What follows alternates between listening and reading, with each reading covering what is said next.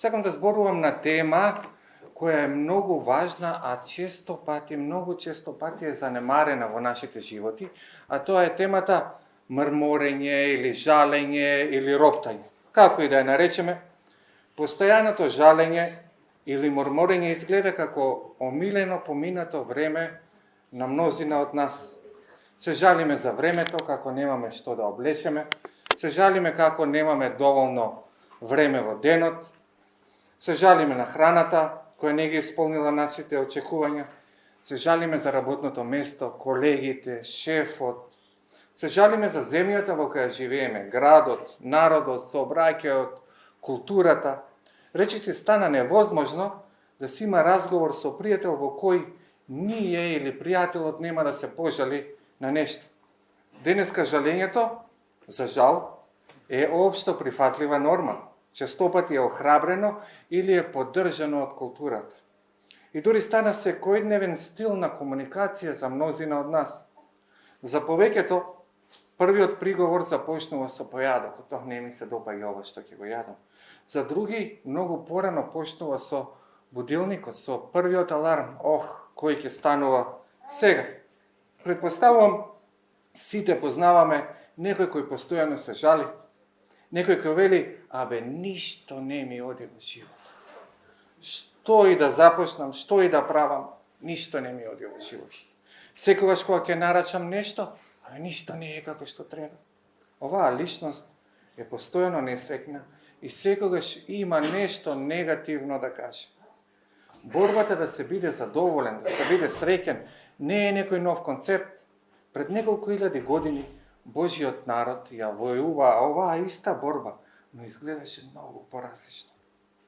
Да не ве изненади, ние не сме првата генерација кој се бори или се справува со овој проблем. Во книгата на Броеви имаме историски запис во кој израелците мрморат, се жалат и како Божиот гнев се разгори на нив. Жалењето или приговарањето не е нешто што припаѓа само на 21. век. Тоа е дел од нашата падната природа, нашата грешна природа, која тежне постојано да бидеме незадоволни. Мрморењето како карактерна особина може да донесе многу тешки последици во нашиот живот. Во денешниот текст ќе погледнеме како овој грев ќе доведе до една од најголемите трагедии во историјата на израелскиот народ во времето на Стариот Завет. И можеби се прашуваме каква животна лекција јас и ти можеме да научиме од овој текст. Би сакал да ве поканам заедно да прочитаме од книгата на Броеви 11 глава од 1 до 9 стих. И народот почна да мрмори злобно во Господовите уши. Кога Господ го чу тоа, пламна со гнев. Господовиот оган избумна среде нив и изгоре еден крај од логарот. Народот извика кон Мојсе, а Мојсе му се помоли на Господа и огнот стивна. Тоа место го нарекоа Тевера, зашто Господов оган пламна на нив таму. Придојденците, среде нив ги опфати лакомство за јадење, а израелците пак почнаа да се поплакуваат велејки, кој ќе не насити со месо. Си спомнувавме како јадевме бесплатно во Египет, риби, краставици, дињи, прас, кромит и лук. Сега нашиот живот вене, нема ништо пред нашите очи освен мана. Маната беше како кориандрово семе и слично на боја од вдели.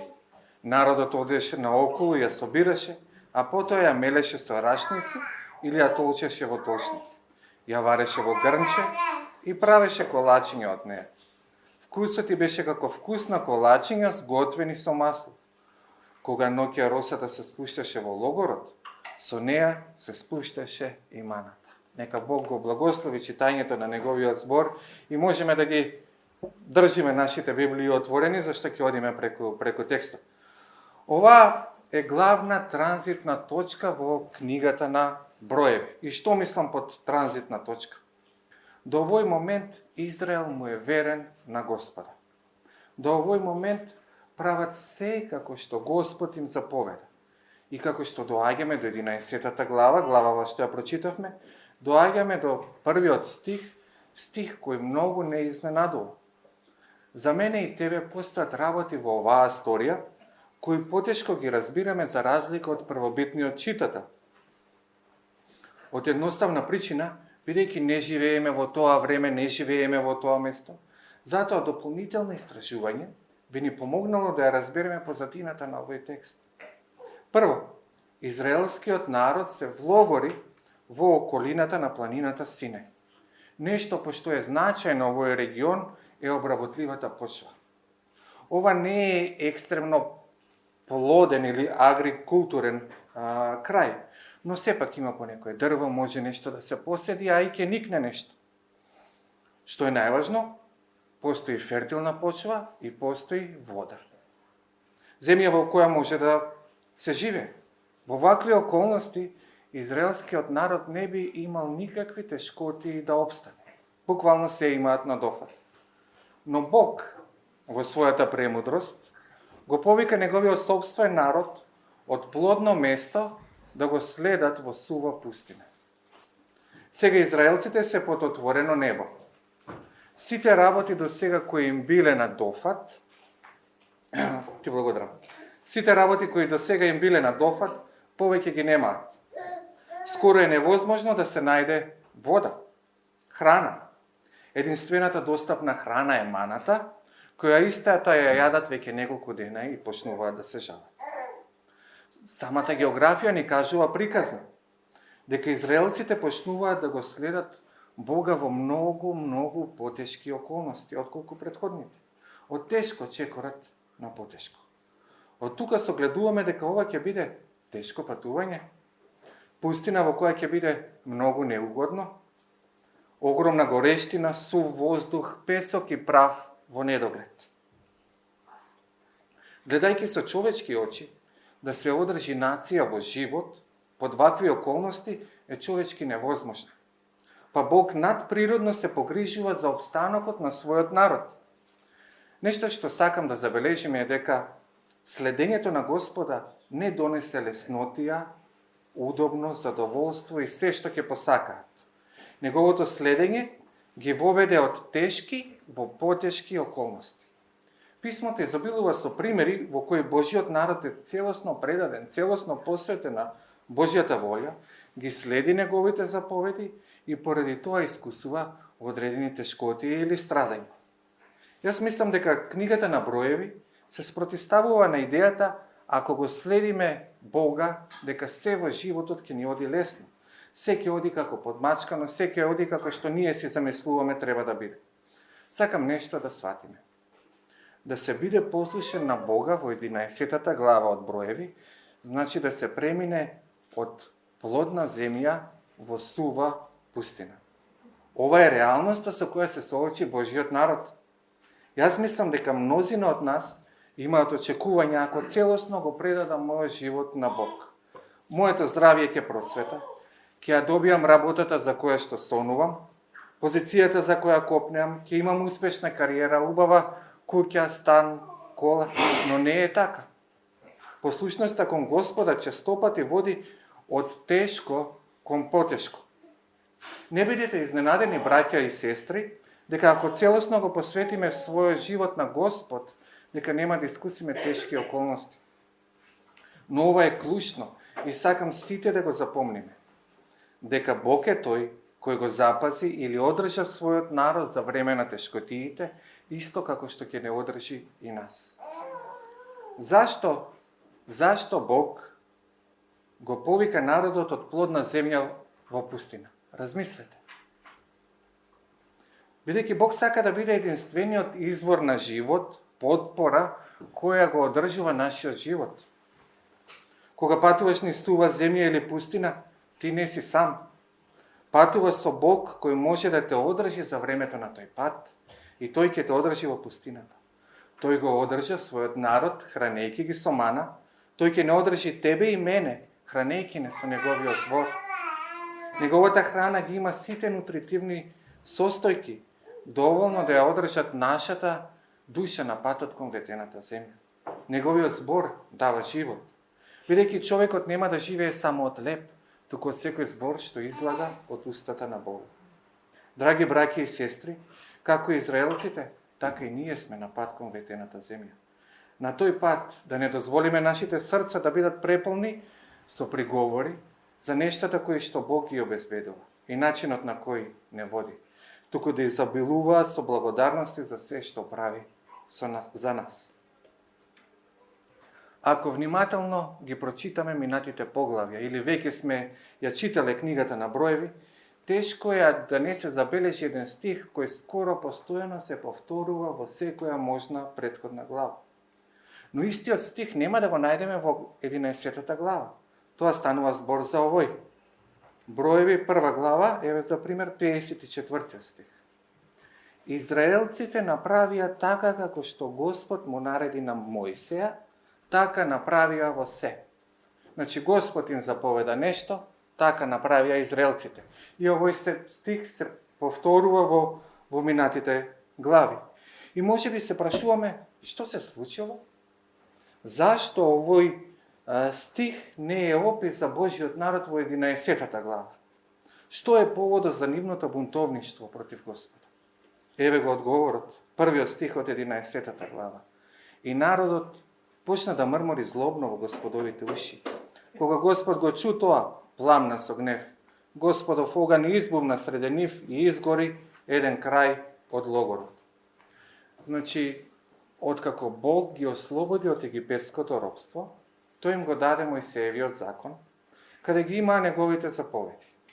Израел не одеше на слепо, туку знаеше каде оди. Со сета сила се упатија кон ветената земја, но не стигнаа многу далеко. Сушност, после првата кривина, не можеа да го продолжат патувањето и почнаа да се жалат. Кога побараа храна во пустината, Бог буквално како роса, како дожд испрати мана од небото. Зарем маната не беше доволен показател за Божјата грижа и љубов кон своите? Израел имаше се што им беше потребно. Бог им даде насоки, им даде заштита и лично се погрижи за нивните физички и духовни потреби. И пак се жалеа на сето тоа како немаат што да јадат. И ние, исто така лесно можеме да почнеме да се жалиме за истите работи. За нештата за кои порано сме биле благодарни, сега да мрмориме. Бог изобилно не благословил и ако не ги препознаеме добрите работи со кои Бог не дарувал, тогаш никогаш нема да бидеме задоволни со тоа што го имаме. Дозволете да бидеме реални само за момент. Овие луѓе се во пустина и се жала за неопходни работи за екзистенција. Се жала за храна, дека е истата ја јадат секој ден. Мрморат бидејќи го губат својот апетит. Ако израелците се жалеа за нивните основни животни потреби, зашто јас и ти се жалиме? Се жалиме дека некој не не поздравил денес? И колку многу сме навредени од таа личност, замислете. Се жалиме за опремата во црква, како е стара, компјутерот е бавен, се жалиме колку долго сме чекале ред во банка. Како продавачот на пазар, замислете, услужил некој преку ред, некој пред нас. Се жалиме како во канцеларија немало кафе и крофнички. Мрмориме како црквата организира нешто што мене ми се допаѓа или јас сметам треба да се изведе поинаку. Се жалиме за многу работи кои се многу помалку значајни од основните потреби. Зашто јас и ти се жалиме? И Бог испрати оган од небото да ги предупреди за нивното мрморење. Од ова мораме да сватиме дека нашето мрморење раѓа незадоволство кај Господа. Овој текст не е напишан само за израелците, туку и за нас, да извлечеме полка. Ние го имаме истиот вирус во нашите вени и по природа многу често се жалиме. Видете, браќи и сестри, мрморењето, жалењето е многу посериозна работа од што мислиме. За да сватиме сериозност, тежината на овој грев, мораме да погледнеме како Бог гледа на овој грев. Библискиот автор Мојсеј, само момент.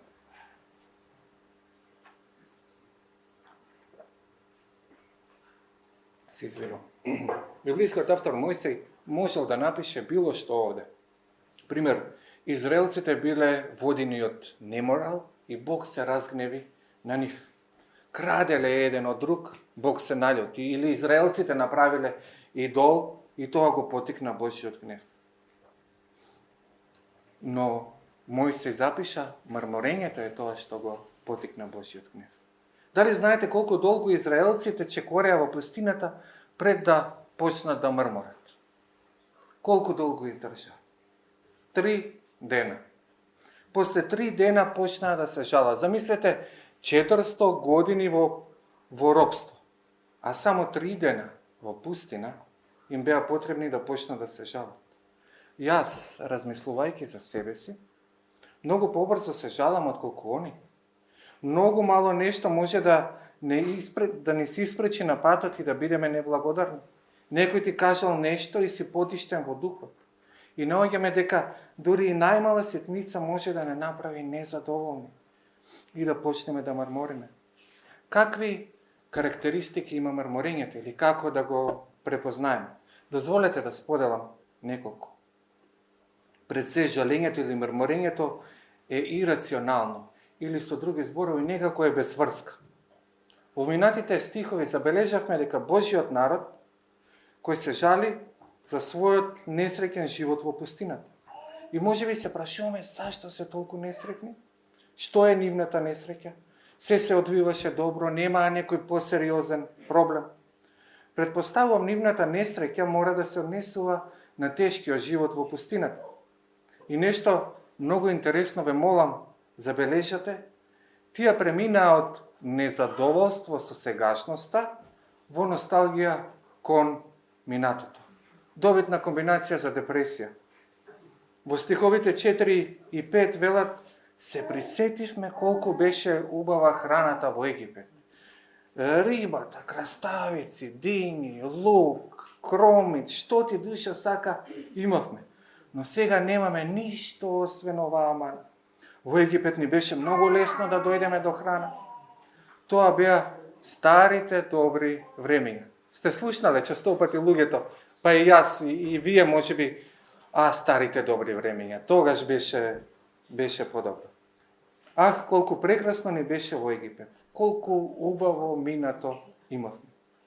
Слушајќи ги овие зборови, верувам, имаме тешкоти да им веруваме. И се прашуваме како може да ја имаат оваа слика за минатото. Зашто се толку селективни? Египет беше место на робство, место на притисок, немилосрдност, измачувачка работа, немилосрдни угнетувачи, убици на деца. Тие копнеја, плачеа да бидат избавени од куќата на робството. Но некако сега го заборавија тоа. Се што запомнеа од Египет беше храната. Тоа беше минатото, но што е со сегашноста? Каков поглед има кон сегашноста? Немаме ништо освен оваа мана. Стиховите 7 и 9 ја опишуваат оваа храна како најчудесната храна. Ја имаше во изобилство. Само требаше да ја соберат и да ја јадат без да се трудат да ја заработат. На многу начини можеше да се готви. Тие што сакаат да запишуваат рецепти. Може да се меле и прави брашно. Може да се вари или пече. Храна со прекрасен вкус. За вкусот ни е кажано дека бил како колачиња, како пециво со сладок мед, како пециво печено со масло. Во псалмите се спомнува како храна од рајот. Храна која ги има сите нутритивни вредности да ги одржи во живот. И они се жалат. И ова е многу ирационално жалење и е кулминација на неблагодарност. Истото се случува со нас кога се жалиме и мрмориме. Гледаме во минатото со розеви очила, многу нереалистично. Старите добри времења не беа ни близко добри времења како што ги опишуваме. И ја гледаме сегашноста со затемнети очила, некако многу нефер, некако нереално. Дали сме станале луѓе кои не се во можност да ги бројат денешните благослови? Зарем не можеме да видиме колку Бог не благословил денеска? Мрморењето е нерационално. Интересна работа што можеме да ја забележиме. Кога се жалиме, гледаме назад на добрите работи, а ги забораваме лошите. Жалењето не прави да имаме селективна меморија. И кога го читаме 5 стих, и некој рече, се сеќавам на дените, краставиците, рибата и така натака, зашто никој од нив не стане и рече, а што е со нашите жени и деца со сила што ги озема? А што е со камшиците кои удираа по нашиот грб? Што е со присилната работа од рани зори до досна во ноќта? Многу добро се сетија на добрите работи кои беа само неколку, а ги забораваја тешките страдањата кои беа изогулна. Жалењето е ирационално. Втора карактеристика на жалењето е дека тоа е инфективно и се шири како зараза. Жалењето не е како домино ефект, туку повеќе личи на заразна болест. Кога еден ќе почне да се жали, другиот го прифаќа.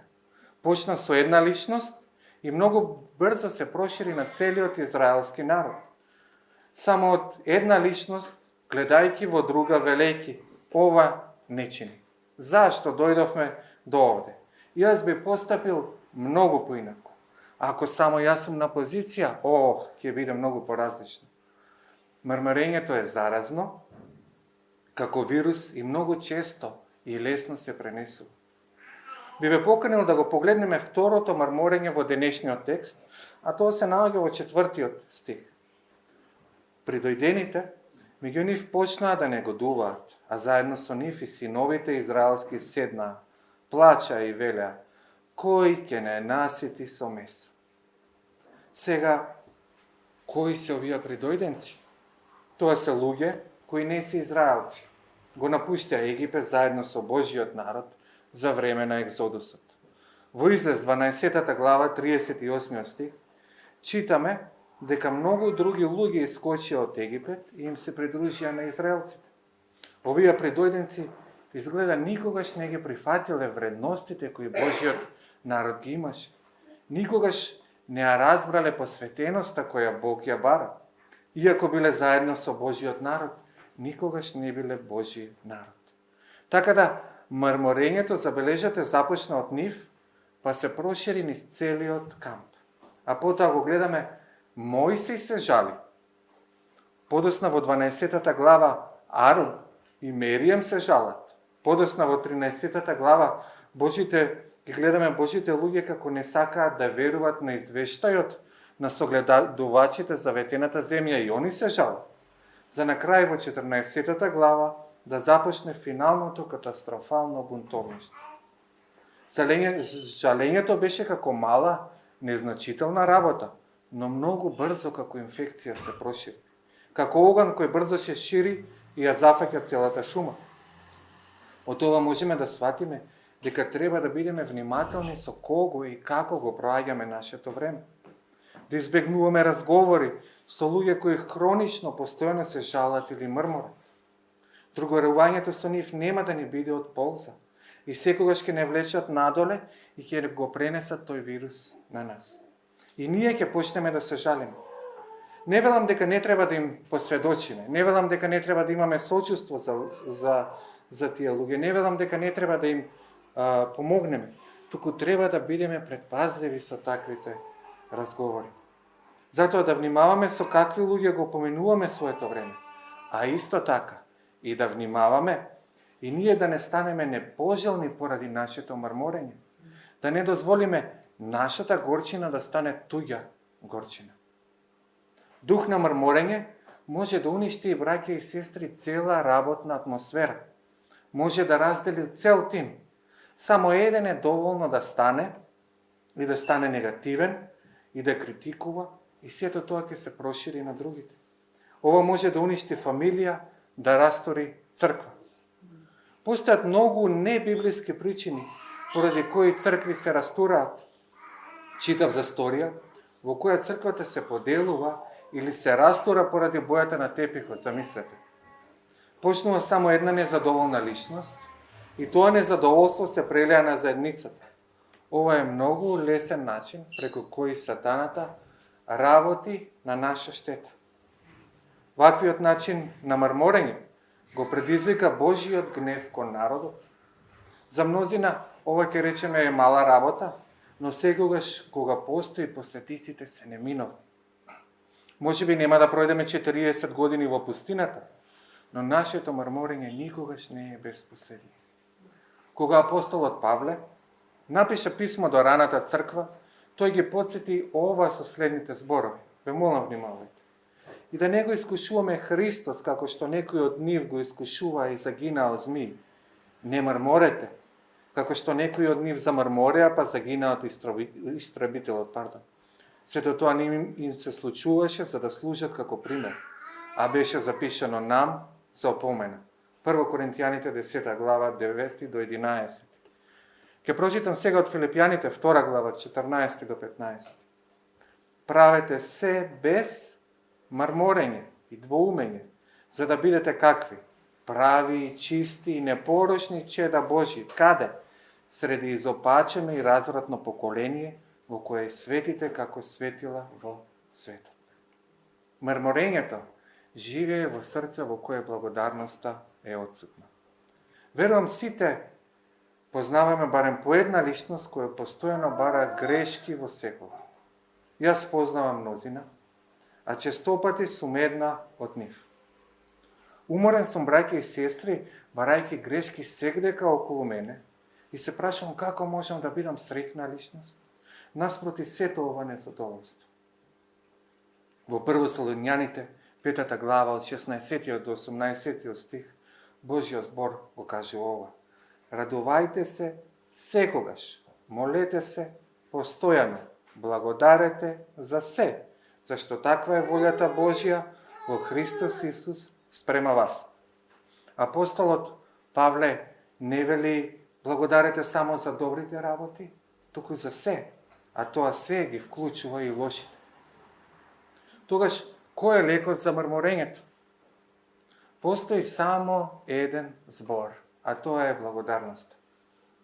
Кога бевме во Филипини со мојата сопруга, требаше да посетиме едно семејство кое имаше 10 деца. Они се многу детни семејства.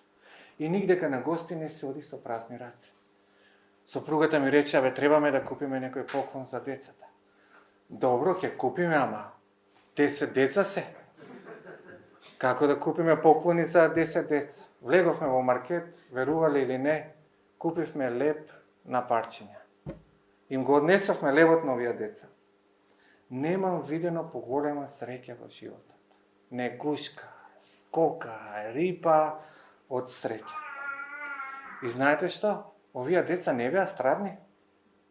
Туку имаа многу повеќе од што јас имаа благодарност. И во буквална смисла на зборот, ова е добро ситуирано семејство. Ова се богати луѓе, не се сиромашни да трпат за храна. Од овие деца сватив дека радоста е дар за благодарно срце.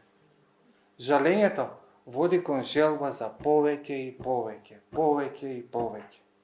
А благодарноста донесува радост, задоволство. Што е проблемот со нашите деца, младите, или што е проблемот со мене и тебе, да не ги взимаме само децата? Што го немаме најновиот iPhone, PlayStation, скапи патеки, точак? Нашиот најголем проблем, браќи и сестри, е отсуство на благодарност. Кога постојано се жалиме, забораваме дека Бог може било која ситуација, било кои околности да ги направи за благослов на својот народ. Кога мрмориме, забораваме дека сите работи содействуваат за доброто на оние кои го љубат Бога, кои се повикани по неговата намера. Римјаните 8:28. Зарем ова не е доволно да му благодариме на Бога за истите работи за кои се жалиме? Наместо да проаѓаме време во поплаки, зашто истото да не го искористиме, да му благодариме на Бога за се што направи за нас? Нека Бог ве благослови.